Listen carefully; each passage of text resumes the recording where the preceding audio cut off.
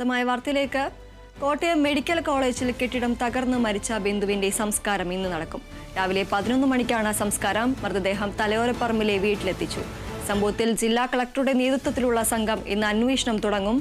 അതേസമയം ആരോഗ്യമന്ത്രിയുടെ രാജി ആവശ്യപ്പെട്ട് പ്രതിഷേധം കൂടുതൽ ശക്തമാക്കാനാണ് പ്രതിപക്ഷ തീരുമാനം. കൂടുതൽ വിവരങ്ങളുമായി ആന്റണി ജിസ്റ്റോർ ചേരുന്നു.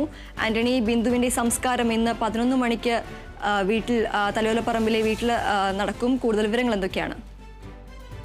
തീർച്ചയായും ബിന്ദുവിന്റെ മൃതദേഹം ഇപ്പോൾ തലയോലപ്പറമ്പിലെ വീട്ടിലേക്ക് എത്തിച്ചിട്ടുണ്ട്. അല്പസമയം മുമ്പാണ് മൃതദേഹം അവിടേക്ക് എത്തിച്ചത്. ഇന്നലെ പോസ്റ്റ്മോർട്ടം നടപടികൾക്ക് ശേഷം കോട്ടയത്തെ തന്നെ സ്വകാര്യ ആശുപത്രിയിലാണ് മൃതദേഹം സൂക്ഷിച്ചിരുന്നത്. തുടർന്ന് ഇന്ന് രാവിലെയാണ് മൃതദേഹം വീട്ടിലേക്ക് എത്തിച്ചത്.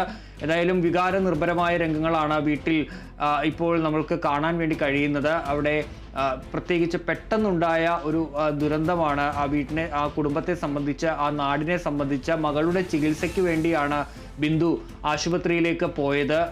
ആ ചികിത്സയൊക്കെ പൂർത്തിയാക്കി മകൾ ആരോഗ്യവതിയായി നഴ്സിംഗ് പഠിക്കുന്ന കുട്ടിയാണ്. അപ്പോൾ അവൾ ജോലിയിലേക്ക് അടുത്ത വർഷം പ്രവേശിക്കാനൊക്കെ ഇരിക്കുകയാണ്. അപ്പോൾ അങ്ങനെ ഒരുപാട് സ്വപ്നങ്ങളും പ്രതീക്ഷകളും ഒക്കെയായി ജീവിച്ചിരുന്ന ഒരു കുടുംബമാണ്. ആ കുടുംബത്തിലേക്കാണ് ഈ ചിലരുടെ ഒക്കെ അനാസ്ഥയുടെ ഭാഗമായി ഒരു ദുരന്തം കടന്നു വരുന്നതും ബിന്ദുവിൻ്റെ ജീവൻ എടുക്കുകയും ചെയ്യുന്നത്. ഏതായാലും കുടുംബം ഇന്നലെ മുതൽ ഈ മരണവാർത്ത അറിഞ്ഞപ്പോൾ മുതൽ നമ്മൾ കണ്ടതാണ്. മകനടക്കമുള്ളവർ ആകെ തകർന്ന നിലയിലാണ്. ഇന്നിപ്പോൾ വീട്ടിലേക്ക് അമ്മയുടെ ചേതനയേറ്റ ശരീരം എത്തുമ്പോഴും അതുതന്നെയാണ് വീട്ടിലൊക്കെ നമുക്ക് കാണാൻ വേണ്ടി കഴിയുന്നൊരു അവസ്ഥ എന്ന് പറയുന്നത്. വളരെ സങ്കടത്തോടുകൂടി വളരെ തകർന്ന നിലയിലാണ് കുടുംബമാകെയുള്ളത്. ആ നാട് ഒന്നടങ്കം വളരെ ദുഃഖത്തോടു കൂടി തന്നെയാണ് ബിന്ദുവിൻ്റെ വിയോഗം കാണുന്നത്. ഇന്നലെ അവിടെ ഈ തലയോലപ്പറമ്പിലെ ഒരു ടെക്സ്റ്റൈൽ ഷോപ്പിൽ ജോലിക്ക് കഴിഞ്ഞ 15 വർഷമായി അവിടെ ജോലി ചെയ്താണ് ബിന്ദു ഈ ഭർത്താവിനൊപ്പം തന്നെ കുടുംബത്തെ മുന്നോട്ട് കൊണ്ടുപോകുന്നത്. മക്കളുടെ പഠിപ്പടക്കം ബിന്ദുവാണ് ഈ ജോലി ചെയ്താണ് ഈ കൊണ്ടുപോകുന്നത്. ഒരു മകൻ എഞ്ചിനീയറിങ്ങിനാണ് പഠിക്കുന്നത്, മൂത്ത മകൾ നഴ്സിങ്ങിനാണ് പഠിക്കുന്നത്. അങ്ങനെ അത്തരം കാര്യങ്ങളൊക്കെ മുന്നോട്ട് കൊണ്ടുപോകുന്ന ഒരാളായിരുന്നു ബിന്ദു. നാട്ടുകാരെ സംബന്ധിച്ചും വളരെ സ്നേഹമുള്ള ഒരാൾ, അവർക്കെല്ലാവർക്കും പ്രിയപ്പെട്ട ഒരാൾ. അങ്ങനെ എല്ലാവർക്കും പ്രിയപ്പെട്ട സ്നേഹമുള്ള ഒരാളാണ്. അതുകൊണ്ട് തന്നെ ബിന്ദു ഇങ്ങനെ കഴിഞ്ഞ ദിവസം ആ മകളുടെ ഒരു ഓപ്പറേഷന് വേണ്ടിയാണ് വീട്ടിൽ നിന്ന് മകളെയും കൂട്ടി പോയത്. ആ അസുഖമൊക്കെ മാറി ബിന്ദു തിരിച്ച് വരും എന്നുള്ള ഒരു പ്രതീക്ഷ, അല്ലെങ്കിൽ അങ്ങനെ മറ്റൊരു പ്രതീക്ഷ, അല്ലെങ്കിൽ വേറൊന്ന് സംഭവിക്കുമെന്നുള്ള ഒരു പ്രതീക്ഷയും ആ വീട്ടുകാർക്കോ ആ നാട്ടുകാർക്കോ ഉണ്ടായിരുന്നില്ല. അതിനിടയിലാണ് അപ്രതീക്ഷിതമായി ഇന്നലെ 11 മണിയോടുകൂടി ഈ മെഡിക്കൽ കോളേജിലെ ആ കെട്ടിടം തകർന്ന് താഴേക്ക് വീഴുന്നതും അതിൽ ബിന്ദു പെടുന്നതും ബിന്ദു മരിക്കുന്നതും. അതും ഏറ്റവും വലിയ സങ്കടം അതിൽ എല്ലാവരും അല്ലെങ്കിൽ ആരോപിക്കുന്ന ഒരു കാര്യമെന്ന് പറയുന്നത് 11 മണിക്ക് അപകടം നടന്നിട്ട് ബിന്ദു അതിൻ്റെ ഉള്ളിൽ ഉണ്ടെന്ന് അറിയുന്നത് 12:30 അത്രയും വൈകി 1.5 മണിക്കൂർ കഴിഞ്ഞാണ് രക്ഷാപ്രവർത്തനം തന്നെ തുടരുന്നത്.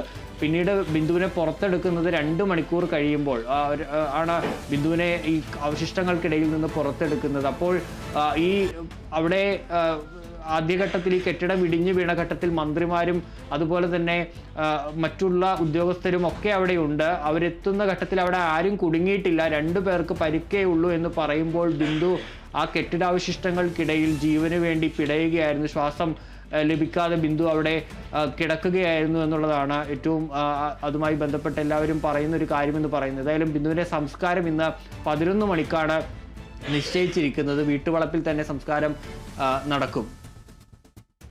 തീർച്ചയായും ആന്റണി, ഈ ഒരു വിഷയത്തിൽ ഈ ഒരു കെട്ടിടത്തിൽ ആളുകൾ എത്തിയിരുന്നില്ല, ഉപയോഗശൂന്യമായ ഒരു കെട്ടിടമായിരുന്നു എന്നടക്കം മന്ത്രിമാരടക്കം പറയുമ്പോഴും ഈ ഒരു രോഗികളുടെ ഭാഗത്തു നിന്നുള്ള പ്രതികരണങ്ങളെല്ലാം നമ്മൾ ഇന്നലെ കണ്ടതാണ്. അതിലെല്ലാം പറയുന്നത് അന്നേ ദിവസം വരെ അവിടെ ആ ഒരു കെട്ടിടത്തിൽ ഈ ഒരു ശുചിമുറി അടക്കം ഉപയോഗിച്ച ആളുകളുണ്ട് എന്നടക്കമുള്ള കാര്യങ്ങൾ പുറത്തു വരുന്നുണ്ട്. അതുകൊണ്ട് തന്നെ ഈ ഒരു കാര്യത്തിൽ കൂടുതൽ അന്വേഷണത്തിലേക്ക് തന്നെ നീങ്ങാനായിട്ട് തന്നെയല്ലേ തീരുമാനമുള്ളത്?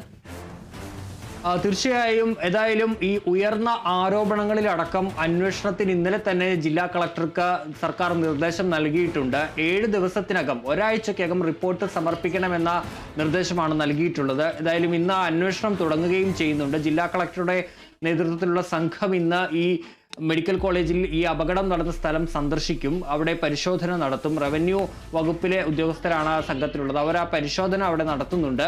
അതിനുശേഷം ഈ കെട്ടിടത്തിന്റെ ബലക്ഷയം അടക്കമുള്ള കാര്യങ്ങൾ പരിശോധിക്കും. മറ്റൊന്ന് ഈ അന്വേഷണത്തിന്റെ ഭാഗമായുള്ളത് രക്ഷാപ്രവർത്തനം വൈകിയോ എന്നുള്ള ഒരു കാര്യമാണ്. അത് ഇന്നലെ സജീവമായി തന്നെ ഉയർന്ന ഒരു ആരോപണമാണ്. അപ്പോൾ ഈ രക്ഷാപ്രവർത്തനം വൈകിയത് വൈകിയോ എന്നുള്ള കാര്യവും ഈ സംഘം പരിശോധിക്കുന്നുണ്ട്. ഏതായാലും ഇപ്പോഴും ഈ മെഡിക്കൽ കോളേജ് സൂപ്രണ്ട് പറഞ്ഞത് ആ കെട്ടിടം ഉപയോഗിച്ചിരുന്നില്ല എന്നുള്ള ഒരു കാര്യമാണ്. അതിന് ബലക്ഷയം ഉണ്ടായിരുന്നു, അതുകൊണ്ട് ഉപയോഗിച്ചിരുന്നില്ല എന്നുള്ള കാര്യമാണ് അല്പസമയം മുമ്പും ഈ മെഡിക്കൽ കോളേജ് സൂപ്രണ്ട് പ്രതികരിച്ചത്. ഇന്നലെയും അങ്ങനെ തന്നെയാണ് പറഞ്ഞിരുന്നത്. പക്ഷേ എങ്ങനെ ഈ രോഗികൾ അപ്പോൾ അവിടേക്ക് എത്തി, അവിടെ ഈ ബൈസ്റ്റാൻഡർമാരടക്കം എങ്ങനെ അവിടെ എത്തി, അത് ഉപയോഗിക്കുന്നു എന്നുള്ള ചോദ്യം അപ്പോഴും ബാക്കിയാണ്. ബലക്ഷയമുള്ള കെട്ടിടത്തിലേക്ക് ആരും പ്രവേശിക്കുന്നില്ല എന്നുള്ളതാണ് മെഡിക്കൽ കോളേജ് അടക്കം പറഞ്ഞിരുന്നത്. പക്ഷെ അങ്ങനെയല്ല, ഈ ബിന്ദുവിൻ്റെ ബന്ധുക്കൾ തന്നെ പറയുന്നുണ്ട്. അവരും കഴിഞ്ഞ ദിവസങ്ങളിലൊക്കെ ബിന്ദുവും മകളും ഒക്കെ ഉപയോഗിച്ചിരുന്നത് ഈ ശുചിമുറികൾ തന്നെയാണ്. അപ്പോൾ അങ്ങനെ ഒരാളും പ്രവേശിക്കുന്നില്ല, ആർക്കും പ്രവേശനമില്ല, അവിടെ അടച്ചു വെച്ചിരിക്കുന്നു എന്ന് പറയുന്നിടത്താണ് അത് രോഗികൾ ഉപയോഗിച്ചിരുന്നു എന്നുള്ള ആ ഒരു കാര്യം വരുന്നത്. അപ്പോൾ ഇക്കാര്യത്തിൽ മെഡിക്കൽ കോളേജിന് എന്ത് സംഭവിച്ചു, എന്ത് വീഴ്ചയാണ് ഉണ്ടായിട്ടുള്ളത് എന്നുള്ളത് ഒക്കെ ചോദ്യമായി തന്നെ ഉയരുകയും ചെയ്യുന്നുണ്ട്. ഏതായാലും ഇക്കാര്യങ്ങളിലൊക്കെ അന്വേഷണം ഉണ്ടാകും. ശരി ആന്റണി, ഇപ്പോൾ ഡി ബിനോയ് നമ്മളോടൊപ്പം ചേരുന്നു. ബിനോയ്, ഈ ഒരു സംഭവത്തിൽ, ഈ ഒരു കെട്ടിടം തകർന്നു വീണ് ബിന്ദു മരിച്ച ഒരു സാഹചര്യത്തിൽ ആരോഗ്യമന്ത്രി രാജിവെക്കണമെന്നടക്കമുള്ള കാര്യങ്ങൾ ആവശ്യപ്പെട്ടുകൊണ്ടാണ് പ്രതിഷേധങ്ങളെല്ലാം സംഘടിപ്പിച്ചുകൊണ്ടിരിക്കുകയാണ്. ഇന്നലെ മന്ത്രിയുടെ കോലമടക്കം കത്തിച്ചുകൊണ്ടുള്ള പ്രതിഷേധങ്ങളാണ് സംഘടിപ്പിച്ചത്. കൂടുതൽ പ്രതിഷേധത്തിലേക്ക് തന്നെ കടക്കാനാണ് പ്രതിപക്ഷത്തിന്റെ അടക്കം തീരുമാനം എന്നടക്കമുള്ള കാര്യങ്ങളാണ് പുറത്തു വരുന്നത്. കൂടുതൽ വിവരങ്ങൾ എന്തൊക്കെയാണ്?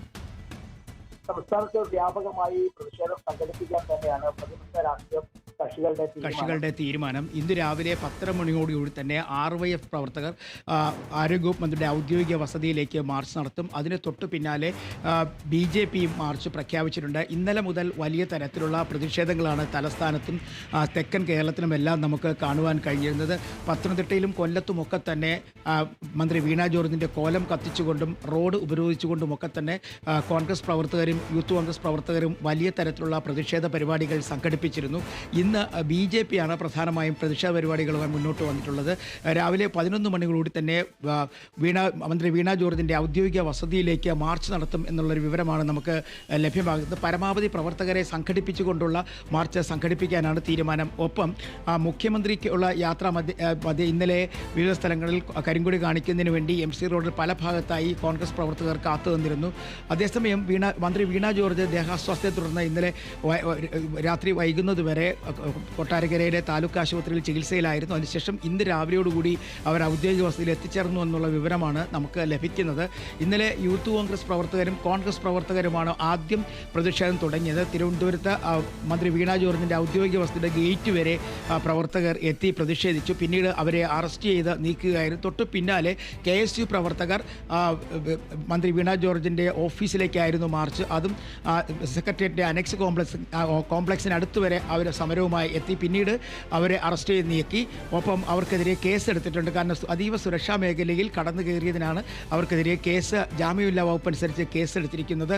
ഇന്നും KSU ഒപ്പം തന്നെ യൂത്ത് കോൺഗ്രസും വലിയ തരത്തിലുള്ള പ്രതിഷേധം സംഘടിപ്പിക്കും എന്നുള്ളൊരു വിവരമാണ് നമുക്ക് ലഭിക്കുന്നത്. എന്തായാലും വലിയ തരത്തിലുള്ള പ്രതിഷേധവുമായി മുന്നോട്ട് പോകാൻ തന്നെയാണ് പ്രതിപക്ഷ കക്ഷികളുടെ തീരുമാനം. പ്രത്യേകിച്ചും ഒരു നാക്കുപിഴ സംഭവിച്ചത് മന്ത്രിക്കാണ്. 2 മന്ത്രിമാർക്ക്, മന്ത്രി VN വാസവനും മന്ത്രി വീണ ജോർജിനും വലിയ തരത്തിലുള്ള നാക്കുപിഴ സംഭവിച്ചിരിക്കുന്നു. ഒപ്പം അവിടെ നടത്തേണ്ട ഉത്തരവാദിത്തം കൃത്യമായി നിർവഹിച്ചില്ല എന്നുള്ളൊരു പരാതിയും പ്രതിപക്ഷ രാഷ്ട്രീയ പാർട്ടികൾ പറയുന്നുണ്ട്. ആ അപകടം നടക്കുന്ന സമയത്ത് മന്ത്രിമാരൊക്കെ തന്നെ തൊട്ടടുത്തുള്ള ഒരു മേഖല, മുഖ്യമന്ത്രിയുടെ മേഖലായോഗത്തിൽ പങ്കെടുത്തുകൊണ്ടിരിക്കുകയായിരുന്നു.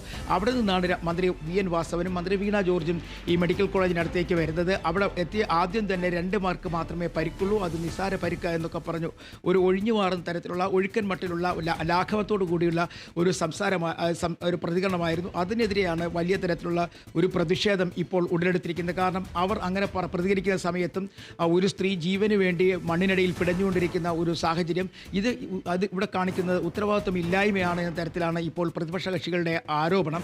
ആ ആരോപണം ശക്തിപ്പെടുത്തിക്കൊണ്ട് വലിയ തരത്തിലുള്ള പ്രതിഷേധം മന്ത്രി വീണ ജോർജിനും മുഖ്യമന്ത്രിക്കുമെതിരെ മുന്നോട്ട് കൊണ്ടുപോകാൻ തന്നെയാണ് കോൺഗ്രസിൻ്റെയും യൂത്ത് കോൺഗ്രസിൻ്റെയും ഒക്കെ തീരുമാനം. ഒപ്പം BJPയും കക്ഷി ചേർന്നുകൊണ്ട് വലിയ തരത്തിലുള്ള സമരപരിപാടികളുമായി മുന്നോട്ട് പോകും.